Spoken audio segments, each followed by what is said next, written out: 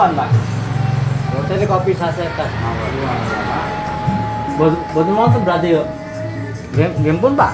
Salah. Nggih pun, Pak. Nggih, suwun, Pak, nggih. Beli, Mbak.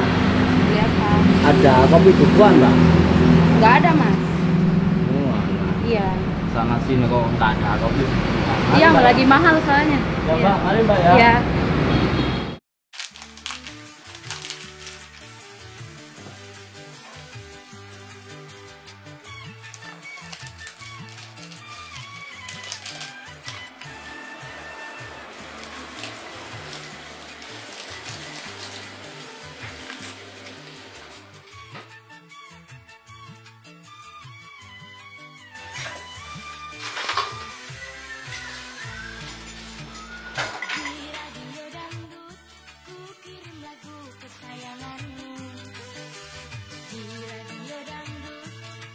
Wonten kopi bubuan, Bu. Mboten wonten sasetan. Wah, Bu. Kadung seneng kopi bubukan. Wis, mboten napa, Bu? Samdaman setunggal. Nggih. Sasetan nggih. Nggih.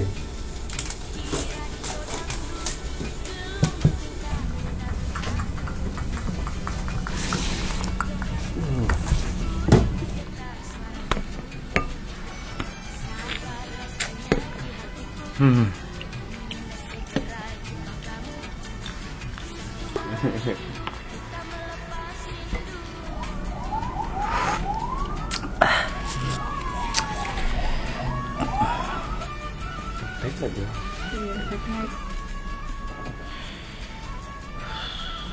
Kita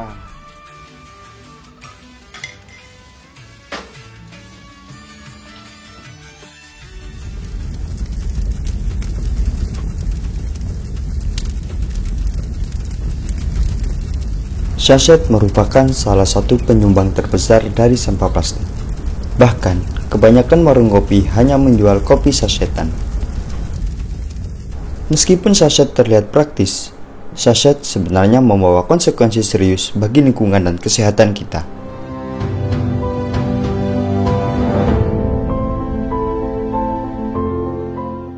Sachet sudah menjadi populer di dunia industri sejak tahun 1960 dan 1970-an. Sachet terbuat dari plastik campuran yang sulit didaur ulang. Jutaan sachet terbuang setiap hari, menciptakan tumpukan sampah yang mengancam sungai dan kesehatan. Saset itu ada di mana-mana. Kita bisa menemukan itu ada di selokan, ada di kali, dan mencemari lingkungan sekitar gitu. Karena apa? Karena banyak orang yang membeli saset karena menganggap saset itu murah. Dan memang betul sih saset itu murah. Harganya ya satu saset tuh bisa 500 perak gitu ya. Orang beli ngeluarin 500 perak tuh nggak seberapa, itu murah sekali. Dan abis itu langsung buang aja gitu, secepat itu gitu terpakainya. Padahal dampak yang dia timbulkan itu sangat besar sekali.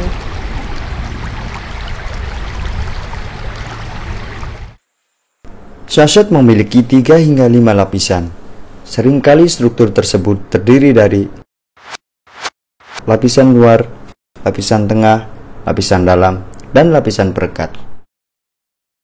Lapisan luar terbuat dari bahan yang tahan fisik terhadap lingkungan luar dan menggunakan HDPE karena sifat penghalang kelembapannya yang tinggi. Lapisan tengah terdiri dari etilen vinil alkohol sebagai penghalang oksigen dan lapisan metal sebagai penghalang cahaya. Lapisan dalam berinteraksi langsung dengan produk, biasanya menggunakan PP dan LDPE sebagai penghalang kelembapan. Lapisan perekat berperan dalam proses penyatuan dan penyegelan sachet. Lapisan ini juga sebagai perekat antara lapisan luar, tengah, dan dalam. Produsen sebagai pencipta produk memiliki tanggung jawab besar dalam mempertimbangkan dampak lingkungan dari kemasan sachet mereka. Keputusan produsen dalam perancangan, pemilihan bahan baku, dan siklus hidup produk sangat mempengaruhi nasib sampah sachet ini.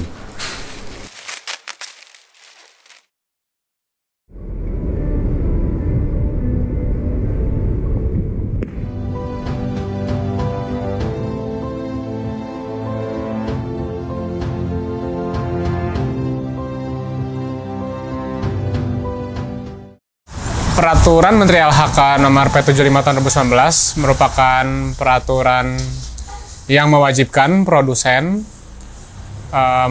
terdiri dari 3 produsen ya, 3 jenis produsen, yakni produsen di kelompok manufaktur, lalu produsen di kelompok jasa makanan dan minuman, dan juga kelompok retail. 3 jenis produsen ini wajib menyusun rencana pengurangan sampah. Salah satunya sampah dari kemasan atau wadah plastik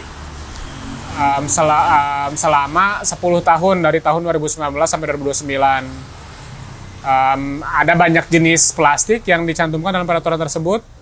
Salah satunya misalnya plastik berbentuk atau plastik multi-layer seperti saset, juga plastik-plastik lainnya seperti kantong kresek dan lain-lain.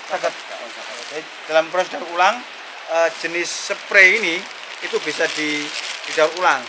Jadi berbeda dengan aluminium ini ya.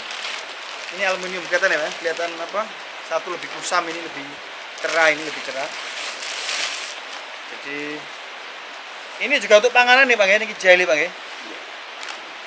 Jadi ini jenis soklin. Ini soklin.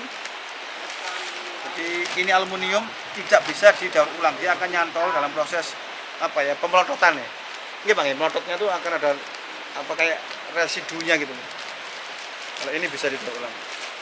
Ini mungkin bisa jadi alternatif untuk bisa mengurangi penggunaan aluminium ya, dan juga memudahkan proses daur ulang. Tapi Bang, prinsipnya tetap harus kita mengurangi penggunaan saset sekali pakai. Karena tadi ruwet ya. Ngolah saset itu ruwet. Itu yang ada aluminium ya Pak? Aluminium. Meskipun banyak produsen yang telah berkomitmen pada praktik lingkungan yang lebih baik, masih ada kurangnya peta yang jelas dalam upaya pengurangan sampah, terutama dalam konteks IPR. Implementasi IPR oleh produsen ini masih sangat mengandalkan jawaban perihal bagaimana cara menangani sampah plastik yang timbul dari produknya gitu ya, masih dihilir. Jadi, dan itu pun masih menggunakan cara daur ulang. Konsep yang ideal menurut saya IPR itu seharusnya membicarakan pengambilan keputusan di area yang lebih hulu, yakni pengambilan keputusan bagaimana produsen memasarkan atau mendistribusikan produknya gitu ya. Ya, jadi harus memikirkan bagaimana produsen yang tadinya masih menggunakan saset misalnya mengganti kemasan sasetnya dengan sistem distribusi yang lebih minim sampah plastiknya. Kali Surabaya penuh dengan saset, kurangi plastik sekali pakai. Selama ini Unilever tidak pernah ikut bertanggung jawab membersihkan sungai-sungai yang tercemar oleh mikroplastik. Betul? Upaya perubahan perilaku dari konsumen itu penting, tapi perubahan perilaku dari konsumen saja tidak cukup.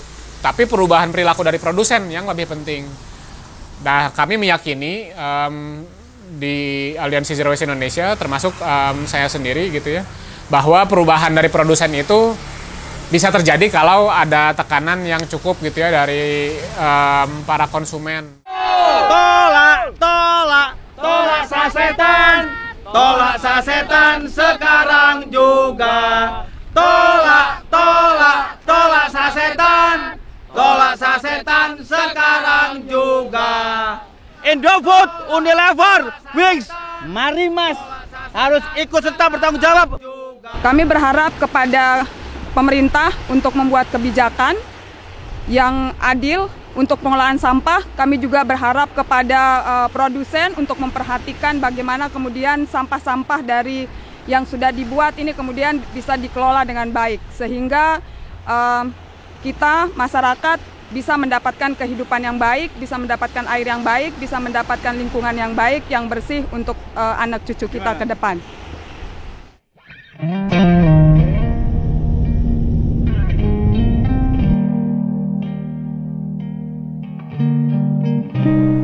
Ekspedisi Sungai Nusantara merupakan perjalanan mengunjungi 68 sungai yang ada di Indonesia selama tahun 2022. Perjalanan ini merupakan upaya untuk meningkatkan kesadaran masyarakat dan peduli terhadap kelestarian sungai yang ada di Indonesia.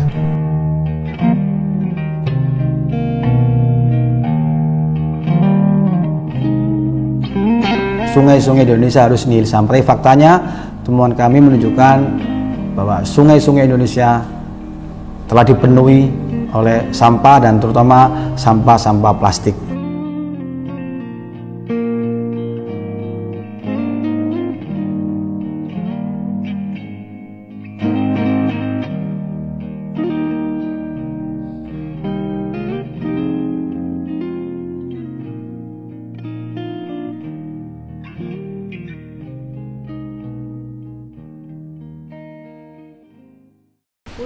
Dulu ini udah 30 nih. 22, 23. Banyak ini kelin-kelin ini. 25, 26. PT apa ini? Indofood. Brand audit merupakan salah satu cara untuk mengetahui sampah sachet dari produsen mana yang paling banyak ditemukan di lingkungan. Hasil brand audit yang telah dilakukan oleh Ekoton Foundation pada bulan Agustus 2022 sampai bulan Oktober 2023, Ekoton menemukan 29.427 pieces sampah plastik, di mana sampah plastik tersebut kami berhasil mengidentifikasi 5 produsen terbesar penyumbang kebocoran sampah plastik di sungai, yaitu yang pertama adalah produsen Wings, di mana produsen ini menyumbang 28% sampahnya. Unilever menyumbang 26,5% sampahnya, dan yang ketiga ada Indofood, presentasenya sebesar 19%, Mayora presentasenya 14,3%, dan yang terakhir Forisa Nusa Persada yang presentasenya itu adalah 12%.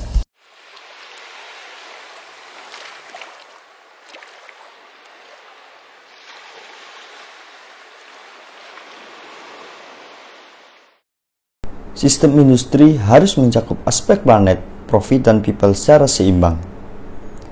Produsen memiliki tanggung jawab etis untuk memastikan bahwa kegiatan produksi mereka tidak merugikan lingkungan atau kesehatan konsumen. Alasan yang mereka selalu bilang adalah saset itu masih dibutuhkan oleh masyarakat, terutama masyarakat kelas menengah ke bawah. Karena anggapan mereka adalah daya beli mereka, masyarakat kelas menengah bawah ini masih sangat rendah kan. Jadi dengan adanya saset itu akan memudahkan mereka gitu, memenuhi kebutuhan mereka sehari-hari. Itulah selalu yang korporasi selalu mendengung-dengungkan gitu. Jadi karena ada kebutuhan di bawah gitu. Itu sebenarnya enggak juga gitu, karena kalau misalkan korporasi tetap menyediakan saset, maka ya masyarakat akan terus membeli gitu. Tapi kalau misalnya tidak disediakan, pasti akan ada alternatif di luar saset.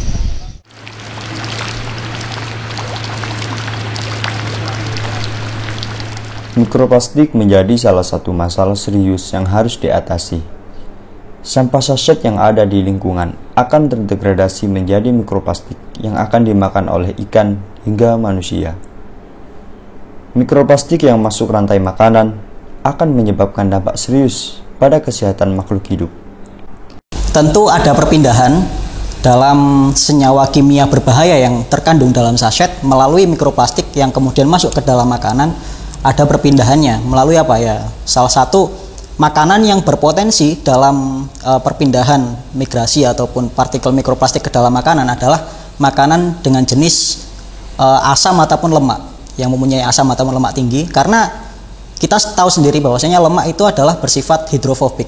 Nah, dari situlah kemudian senyawa-senyawa kimia yang kemudian ada diikat oleh si mikroplastik masuk ke dalam makanan dan berpotensi membahayakan makanan yang kemudian dikonsumsi oleh manusia. Pada tahun 2019, sebanyak 38% sampel feses dari masyarakat Kediri dan 26% sampel feses dari masyarakat Surabaya mengandung polimer mikroplastik etilen vinyl alkohol yang merupakan penyusun kemasan dalam sachet. Polimer etilen vinyl alkohol memang umum ada dalam kemasan sachet, di mana polimer ini merupakan polimer yang sering banyak digunakan dalam kemasan sachet, terutama yang multilayer, karena ketahanannya terhadap oksigen dan juga etilen vinyl alkohol punya kristalinitas yang tinggi, sehingga biasanya ditempatkan polimer ini dalam kemasan sachet paling dalam di bawah 10 mikrometer, sehingga polimer etilen vinyl alkohol itu sangat berbahaya bagi manusia karena bisa mengganggu pernafasan. Selain itu juga dapat memicu kanker. Pada tahun 2027, industri juga masih memproduksi saset setiap tahunnya hingga 1,3 triliun. Tapi kalau misalkan saset nggak ada, kita balik lagi seperti dahulu gitu ya. Kita bawa wadah sendiri, terus atau yang sekarang ini sistem curah itu bisa disebut sebagai sistem refill. Itu kalau masih ada pasti masyarakat akan ke sana juga gitu. Karena memang kebiasaannya yang generasi-generasi mungkin angkatan mungkin ibu bapak kita sampai kita itu udah mulai terbiasa dengan plastik, jadi akhirnya kelihatannya tuh susah untuk mencari alternatif lain, padahal itu sebetulnya enggak.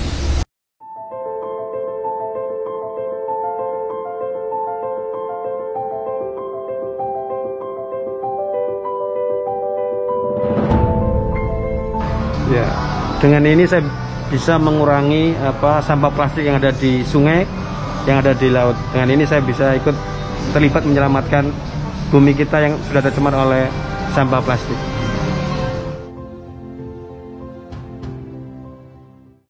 Kita sebagai konsumen harus lebih cerdas, lebih bijak, karena saset ini akan selamanya ada di bumi. Gajah mati meninggalkan gading, kalau macan mati meninggalkan belang, manusia mati selain ninggalin utang dia akan ninggalin sampah saset.